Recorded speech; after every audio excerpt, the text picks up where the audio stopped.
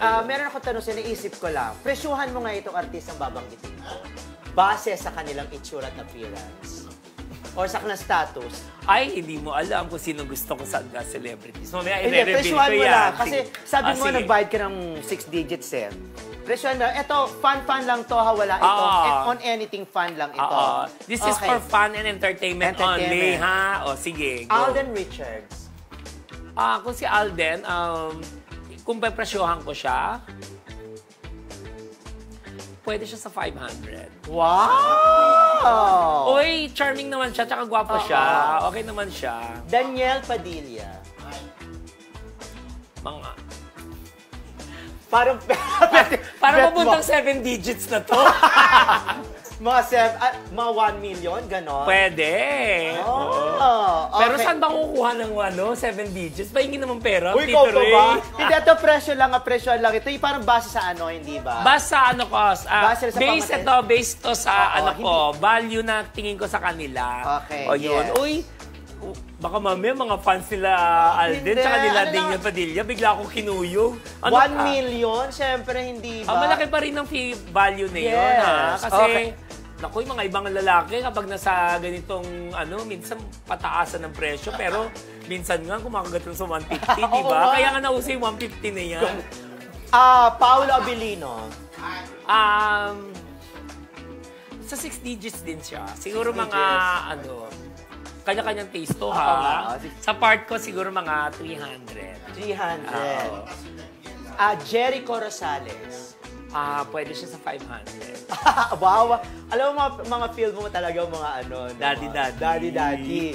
Dominic Roque. Ano to si Wilfred? Kondo ba to kailangan? Charot. Totoo! Hindi, joke lang. Hindi. Siguro actually, nag-comment nga ako nung nakita ko yung nila. Kasi, ang mga tao kasi, di ba, about sa nila, parang binibigyan nila ng mali siyang issue. Yes, Nobody's perfect naman kasi hindi naman natin alam kung ano talaga punot dulo. Sa part ko kasi, kung talaga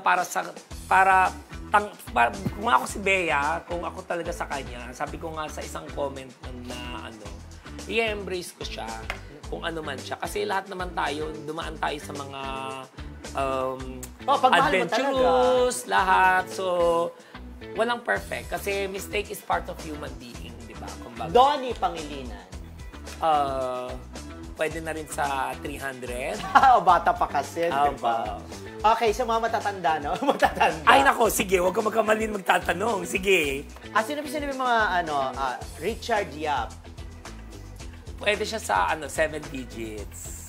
Bet mo si Richard Yap? Kung gwapo siya. Ganda naman ng mukha okay. Huwag ka magkakamali ng isang, nako, malapit ka na matumbok. Albert Martinez. Pwede ba yung mga ganon? Hindi na masyado. Si Albert, parang mas bagay siya maging politician talaga. Para ayaw presyuhan. Hindi mataas kasi respect ko sa kanya. Mataas ang respeto mo. Sino-sino pa ba yung medyo nasa ganong Mildred? Sino-sino pa ba? Fiola Pascual. Tama na. How can I forget Fiola Pascual? Friend ko si Fiolo. So, siguro kung i-rate ko siya kanya, syempre, pwede siya sa sa 7 digits. 1 million. Sino pa ba yung isang bet mo? Sabi mo na kasi. Na-mention na nga kanina dyan, May nag-mention dyan, Narinig ko na, Sino?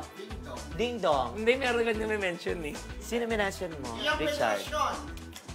Ian Veneracion. Ayun. Lahat ng savings ko, bibigay ko na sa kanya.